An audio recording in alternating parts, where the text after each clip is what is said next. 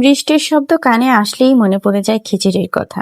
একরাশ বৃষ্টি আর সাথে খিচুড়ি, খুব মজা হবে তাই না? হ্যাঁ, বৃষ্টি আসবে আর আমি বারান্দায় যে গাছ দেখবো না, এটা কি করে হয়? যখনই বৃষ্টিতে আমার গাছগুলো ধুয়ে যায়, আমার খুবই মনটা ভরে যায়।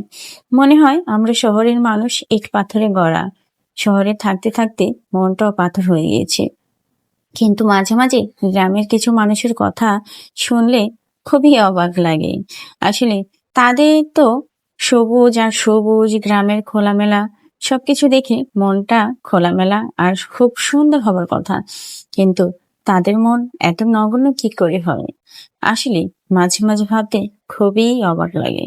হয়তো আমার কথাগুলো অনেকেই খুব কষ্ট পাবেন, তবুও বলছি, কিছু কিছু মানুষ খুবই নগণ্য, কেবলমাত্র নিজের স্বার্থটাই বোঝে। অন্যের দুঃখ, কষ্ট, ভালো লাগা, মন্দ লাগা কোনো কিছুই বোঝে না।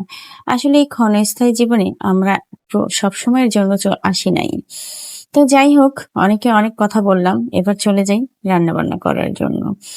আমার কথায় কোনো মন খারাপ হয়ে থাকলে কেউ অবশ্যই আমাকে ক্ষমার দৃষ্টিতে দেখবেন।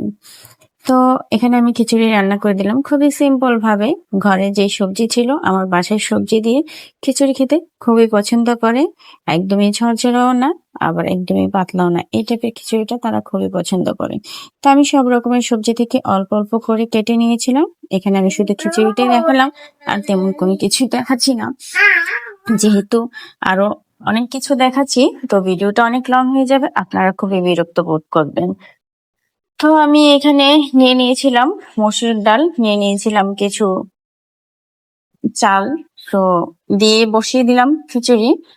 তো কিছুক্ষণ এভাবে আমি খিচুড়িটাকে ভেজে নেই, কারণ খিচুড়ি আর হচ্ছে পোলাও যখন রান্না করি এভাবে ভেজে নিলে খুবই ভালো লাগে কিছুক্ষণ। তো আমার খিচুড়িটা প্রায় শেষ পর্যায়ে হয়ে গেছে মোটামুটি, আর কিছুক্ষণ হলেই খিচুড়িটা হয়ে যাবে। জীবনে আসলে আমরা যারা গৃহিণী, আমাদের শুধু ঘরে কাজ করাটাই সব থেকে বিষয় না। এই ঘরের কাজের পাশাপাশি আমরা অনেক কাজ করে থাকি, আর পড়াশোনা করতে করতে তো আমার জীবনটা তেজপাতা করে দিলাম।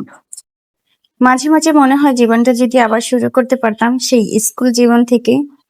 যাই হোক, সেটা তো আর হবে না, তবুও জীবনের সফলতা দেখলাম না। তো যাই হোক, বিদ্যাবাড়ির এই বইটা আমার কাছে খুবই ভালো লেগেছে। জীবনে অনেক বই পড়ার মাঝেও এই বইটা আমার খুবই ফেভারিট ছিল। ছেলে সকালবেলা উঠেই তার বাবার পায়ে ধরে বসেছিল, তো তার বাবার সময়ই ছিল না, তাই আমাকেই পাঠিয়ে দিল। আমি চলে গেলাম, ছেলেকে নিয়ে কিছুক্ষণ ঘোরাঘুরি করলাম। সে আসলে ছুটির দিনটাতেও বাসায় থাকে না, খুবই বিজি মানুষ। তো আমরা মা ছেলে কিছুক্ষণ ঘুরে এসেছিলাম, নাস্তাও খেয়ে এসেছিলাম। তারপর সে এখানে কিছু টুকিটাকি কেনাকাটা করে নিয়েছিল। তো এবার চলে যাবার পালা। যাবার পথে একটু লাইব্রেরি থেকে একটা ক্যালকুলেটর নিয়ে নিলাম মেয়ের জন্য। টাটা, বাই বাই, সবাই ভালো থাকবেন।